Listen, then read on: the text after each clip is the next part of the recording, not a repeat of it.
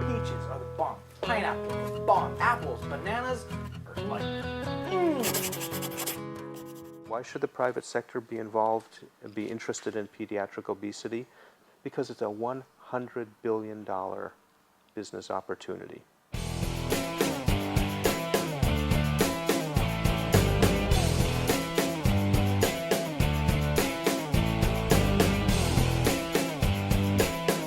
it's the big can of Rockstar. It'll last me like 2 hours.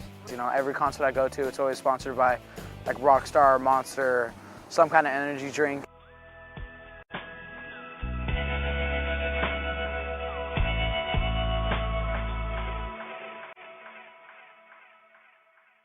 Clearly, the rise in obesity in the last 20 or 30 years has been because of changes in behavior, not changes in genes. Our genes haven't changed at all in the last 20 or 30 years, maybe a fraction of a percent, if any.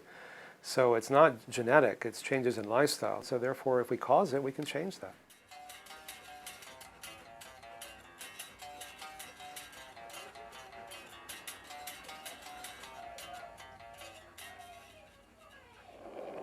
I started skating when I was like 10, but I got like really good. My favorite brand is DC because it got really cool designs, and there's these Spitfire wheels I've always liked, and then I want a pinstripe down through the grip tape. It's awesome looking. I'm just my own person. I don't usually follow everybody around. I mean, if I do, it's just because we're hanging out as a group, but other than that, like, you know, I come up with my own stuff and we hang out, and I'm original with everything that I do and all. I'm Portia. Portia imitates no one. I was 13 when I came out. I'm 16 now, so I've been out for a while. I'm in the school band, play the drums, and I sing lead vocals. Music is my passion and just like my favorite thing. I want to be in her position someday.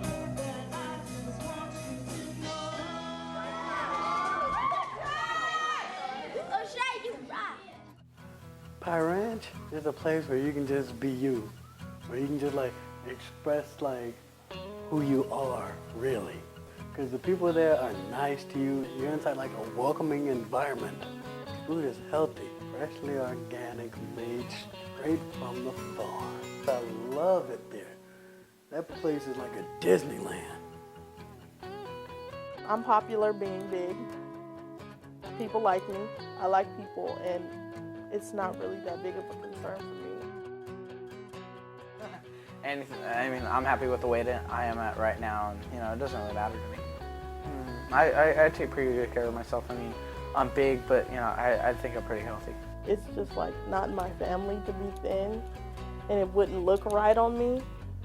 I'm like 250 right now, so I'm 20 to 30, 50 pounds. I'm bigger than all my friends. I have no problem with that. Most of my friends are thin. I mean, I'm not going to take any pills. I'm not particularly upset about how I am, so if I want to lose weight, I'm going to do it the natural way, I guess. It's hard being a teenager.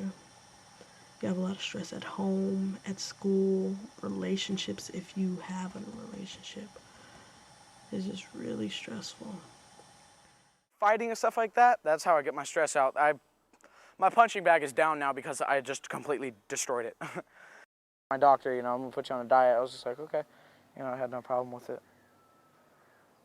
And I was on a plan with my mom's ex-boyfriend.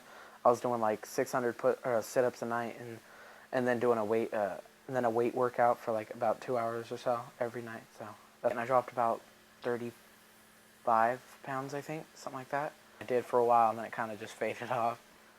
If you're on a diet, it's just a question of time before you get off of it, because even more than feeling healthy, people want to feel free and in control. And this goes back to the first dietary intervention that failed, you know, when God said don't eat the apple, and that didn't work, and that was God talking, so we're not going to do better than that. The neighborhood is kind of a rough neighborhood because in there's a lot of robberies and shootouts, car accidents and everything. Nothing to do in my neighborhood, so I stay inside and play video games. I think for a teenager, it's definitely hard to be more healthy if your family isn't, because you learn from them, and if your mom's feeding you, you're probably going to eat what she's cooking or what she's buying. With kids who come in, and for breakfast they have a soda and some chips and some Reese's peanut butter cups. I mean, that's their breakfast. And by about 11 o'clock, 12 o'clock, they're putting their head down, they're grouchy, they can't focus because they're hungry. I think the impact of their nutrition is far more significant than most people realize, especially in the classroom, in terms of them being able to learn and to focus. I don't like the cafeteria food because it makes me want to throw up a few minutes later. The cafeteria food is processed and sugary foods. Statistics are out there. 60% of Americans are dying from diet-related illnesses. That means the food we eat is killing us and making us sick. You know, obesity, cancer, heart disease, all those things.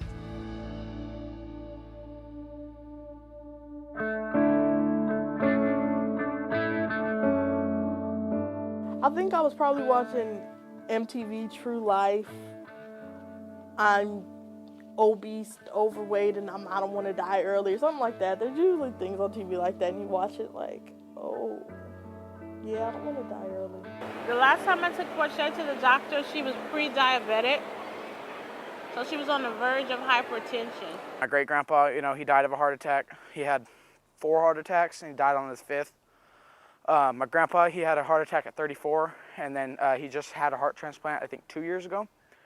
And my dad, he's just always had high blood pressure and heart problems. And okay, I've gained some weight here. I just need to go walk every morning for a week or whatever. Anytime you see a commercial for like healthy cereals, it's for women who want to lose weight. It's not for kids. You simply think about the companies in the forefront of green tech, of clean tech, of healthy eating.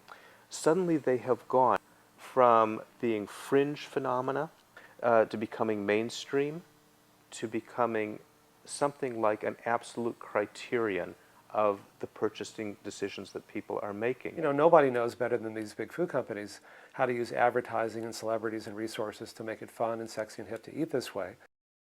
The real question is, can we address obesity in an era of processed food? And I suspect that the companies would say yes, you know, we're ideally suited for that. Goat's milk is delicious. How is it? Is it good? Fruit salad is the bomb. I gotta call my grandma. My grandma makes the best fruit salad ever. If they feel free to make good choices, they often will, particularly if they understand and we can help them connect the dots between what they do and how they feel. Stuff from a ranch that's freshly picked and freshly cooked and everything, that's healthy for you. Amount of information out there is really confusing, and this is the best message, is to get these kids connected to this kind of food again. I mean, this is where all the nutrients are. It's coming from healthy soil. It's going into the food, all the nutrients. It's going in their bodies. Like, the best thing I can do as a nutritionist is get them to connected to, familiar with, comfortable with, and preferring these kind of foods. And you just can't imagine how much sinks in with a little bit of exposure to cooking, you know, then coming to the farm and seeing where the food's coming from. That's all it takes. It's like one catalyst like that can entirely shift the way a kid thinks about food. If I didn't get selected for Briar Ranch, I would probably still be eating at McDonald's. If I lose my weight, I'll be like a different person. I'll be like a person like more of a showman than I am now. What really motivates people, what's sustainable, is joy of living, not fear of dying. And looking and enjoying life, pleasure and joy and ecstasy are what are sustainable, not austerity and deprivation and not enjoying life.